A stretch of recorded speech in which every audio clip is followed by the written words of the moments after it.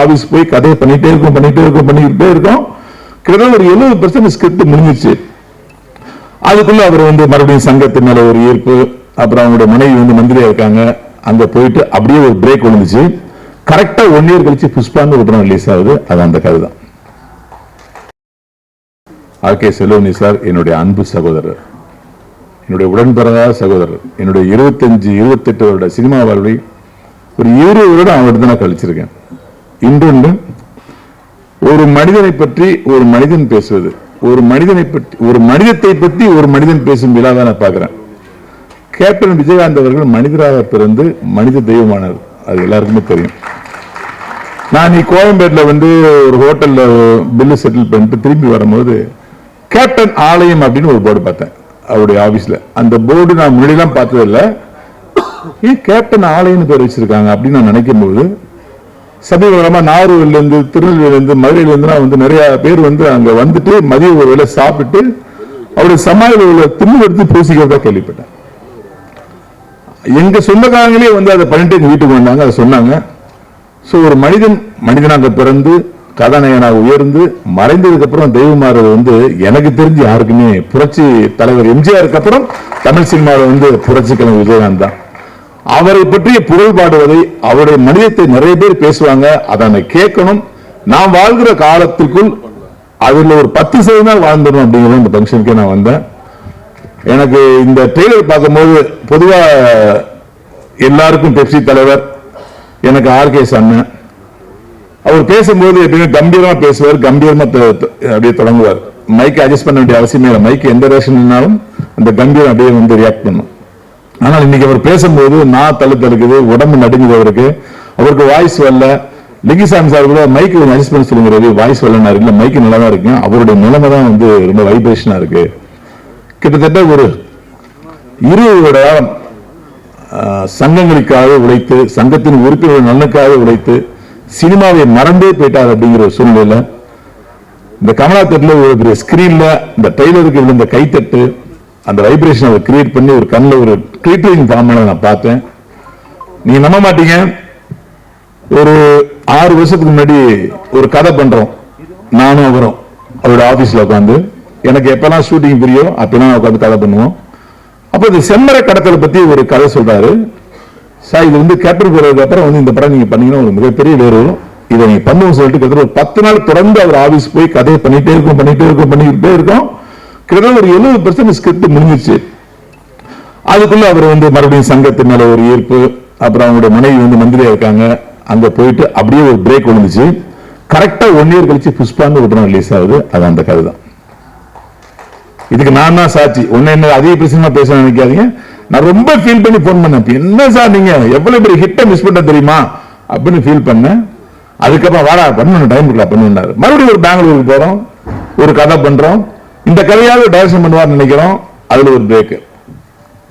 மறுபடியும் ஒரு 6 மாசம் கழிச்சு ஒரு கதை பண்ணுவாரு. போங்க சார், நீங்க படமே பண்ண மாட்டீங்க, நீங்க ஒன்னும் சங்கத்தை உட்காந்துருக்கீங்க. நான் யாருக்கும் டிஸ்கஷன் பெருசா போக மாட்டேன். எஜ் சூர்யா சார் தவிர நான் யாருக்குமே டிஸ்கஸ் பண்ண கிடையாது. இவர் மறுபடியும் ஒரு பெரிய தேட்டரா பாருங்க, ஒரு ஆசை, அன்பு, நம்ம நடிகன் ஆயிட்டோம் அப்படின்னு வேற அப்படின்னாரு. சரி போறோம். நானும் 2 பேர் தான் ஹோட்டல் தமிழ்நாட்டில் ஈசிஆர்ல போய் ஒரு 10 நாள் உட்காடுறோம். 3 சிட்டிங்க உட்காந்து ஒரு எக்ஸ்ட்ரானரி பொலிட்டிக்கல் ஸ்டோரி பண்றோம். இந்த படத்தையாவது பண்ணிடுவாரு அப்படின்னா இந்த எலெக்ஷன் இது பண்ணி ரிலீஸ் பண்ணி வேண்டான்னு அப்படியே சத்திய வாக்கு பிரமாணம் கொடுக்காது. எனக்கு இதையாவது பண்ணிடலாம் சார் சொல்லிட்டு வெறி கொண்டு உழைக்கிறேன். அதாவது என் ஸ்கிரிப்டுக்கு நான் எப்படி படைப்பேனோ அதோட 4 மடங்கு உழைக்கிறேன். அப்போ அதுல ஒரு பெரிய பிரேக் விழுது. மறுபடியும் எலெக்ஷன் அங்க ஆந்திராவில் வருது, பிரேக் விழுது. இப்படியே தொடர்ந்து அவள் படம் பண்றதுக்கு அப்படியே இடையூறு அப்படியே வந்துட்டே இருக்கு. ஏன் இடையூறு வந்து இப்பதான் எனக்கு புரிஞ்சது. இவருடைய படத்தை தமிழ்நாடு ஃபுல்லா பார்க்கணும், தமிழ்நாட்டுல அத்தனை ப்ரொடியூசரும் பார்க்கணும். ஆனா இப்பேற்பட்ட ஒரு மாபெரும் ஹாலிவுட் கலைஞர் சும்மாவா இருந்தாரு. நான் உங்களுக்கு படம் பண்றேன், எல்லா ப்ரொடியூசரும் கூப்பிடணும். அதுக்கு இந்த கேப்டன் பார் ரிலீஸ் ஆகணும். அந்த ரிலீஸுக்கு கேப்டனின் ஆசீர்வாதம் கிடைக்கணும். அந்த ஆசீர்வாதத்தோட மறுபடியும் ஒரு பெரிய டைரக்டர் ஆகிற நம்பிக்கைக்கு தான் இத்தனை விஷயம் காலம் தாழ்த்திட்டே இருக்குன்னு நினைச்சேன். எனக்கு வந்து ஒரு நடிகனாக இருந்தாலும் அவரோட ஒரு கதை பண்ணும்போது ஒரு பெரிய ஒரு ஈகோ இல்லாத மனிதன். ஒரு வெற்றி பெற்ற டைரக்டர் போய் டிஸ்கஷன் போறது வந்து நீங்க உங்களுக்கு ஒரு டிஸ்கஷன் போன அனுபவம் உண்டும்.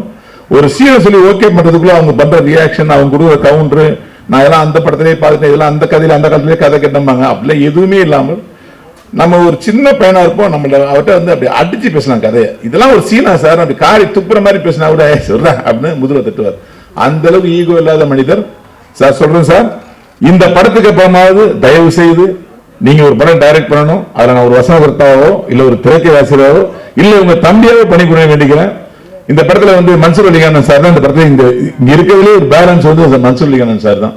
நான் ஒரு கேள்வி கேட்டேன், சார் உங்க காலத்துல நான் வந்து வில்லனா ஆகல சார், நீங்க எல்லாம் ரிட்டையர் ஆனதுக்கு அப்புறம் தான் வில்லனா, எப்படி சார் இந்த மன்சூர் அலிகான் சார் வந்து வீரப்பன் கேரக்டர் நீங்க வந்து ஃபீல் பண்ணீங்க? கொஞ்சம் கூட கலரும் சார் இல்ல, அந்த கம்பீரமும் இல்ல, அப்படி மொழு வெண்ண மாதிரி இருக்கு. அந்த காலத்திலே இருப்பாரு, இப்ப கொஞ்சம் கூட கொஞ்சம் கரண்ட் முடா இருக்காரு மீசெல்லாம் வச்சு. அப்போ ரொம்ப ஒரு மாதிரியா ஒரு பட்டர் கேக் மாதிரி இருப்பாரு. இவர் எப்படி சார் நீங்க வந்து வீரப்பன் கேரக்டர் யோசிச்சீங்க அப்படின்னு கேட்டேன். ஏன்னா அதோடைய உள்ள எனக்கு தெரியும். ஏன்னா வீரப்பன் கேரக்டருக்கு ஃபீல் பண்ண ஒரு நடிகர் இருக்காரு, அவர் அதுக்காக வாழ்ந்து அவர் தான் நினைக்கும் போது அதை ஓவர் பண்ணி ஒருத்தர் வர்றாரு, எப்படி வந்தார் சார் அப்படின்னு கேட்டேன். அதுக்கு அவர் சொன்னாரு, டேய் வீரப்பன் மாதிரி இருக்கிறவங்க எல்லாம் வந்தாங்கடா வீரப்பன் அடிக்கிறதுக்கு, ஆனா வீரப்பனா மாறியே ஒரு சுத்திக்கிட்டு இருந்தாங்க ஏரியாவில். யாரை பார்த்தா நேரம் சொன்ன வீரப்பா போர் தெரியும் தெரியுமில்ல, இப்படிதான் பேசுவேன் எனக்கு முன்னாடி யாரை பார்த்தாலும். இந்த ஆட்டிடியூடாவே நான் பிக்ஸ் பண்ணா அப்படின்னாரு. பாருங்க, நீங்கள் வீரப்பனுடைய உருவமும் வீரப்பனுடைய உடம்பு இருந்தா பத்தாது, அந்த தைரியம் அந்த கட்ஸ் உள்ள இருக்கணும். அதை நான் பார்த்தேன் மனுஷன், அதனாலதான் அவரை வீரப்பனாக்கு அப்படின்னாரு. ஒரு இயக்குனர் நினைச்சா எதையும் மோல்டு பண்ண முடியுது. மிகப்பெரிய உதாரணமே நீங்களா இவர் தான் வீரப்பா நம்ப வச்சுதான் ஆர்கே சாருடைய பெரிய இது. இந்த நேரத்தில் என்னுடைய அன்பு மன்சூர் மிகப்பெரிய வாழ்த்துக்கள் தெரிவிச்சுக்க. ஏன்னா ஒரு நடிகன் சாக மாட்டான் அப்படிங்கிறதுக்கு இந்த கேப்டன் வர மறுபடியும் ஒரு ஷாட் அப்படி கட் பண்ணுவார், ரத்தம் மூஞ்சில் அடிக்கும். ரத்தம் மூஞ்சில் அடிக்கும். இப்பெல்லாம் வந்து ஒரு 4 சொட்டு டிராப் பண்ணுவானுங்க. ஆனா ஒருத்தன் கொலைவெறி மிகுந்த ஒருத்தன் வெட்டினான்னா எவ்வளவு ரத்தம் கழுத்துல பாயுங்கிறத அவர் க்ளோஸ் ஷாட் கட் பண்ணும் போது முகத்து வாழை இருக்கிற ரத்தத்தை ஊத்தி இருப்பாரு. அப்படியே அந்த ஷாட் நீங்க மறுபடியும் பார்த்தா தெரியும், அப்படியே கொட்டு முகத்துல அவ்வளவு வெறி கொண்டு வெட்டினா வீரப்பன் அப்படிங்கிற மாதிரி ஒரு ஷாட் வச்சிருப்பாரு. அவ்வளவு ஒரு அற்புதமான டைரக்டர். அந்த படம் நீங்க படம் 20 வயசா சார்? 25 வயசுல அப்படி 28 வயசுல வந்து ஒரு ஹாலிவுட்டுக்கு நிகரான ஒரு படத்தை பண்ணிருக்காருன்னா அது உண்மையிலே இன்றைய இயக்குநர்களுக்கு சவால் ஒரு விஷயம். இன்னைக்கு நம்ம பார்த்து வியக்கிற விஷயத்தை இன்னைக்கு பார்த்து நம்ம வந்து வியந்து போற இயக்குநர்களுக்கெல்லாம் ஒரு பெரிய முத்திரைய சார் கிட்டத்தட்ட 30 வருஷத்துக்கு முன்னாடியே பதிச்சிருக்காங்க. அது ராஜராஜன் மாதிரி ஒரு தமிழ் கேமரா வச்சு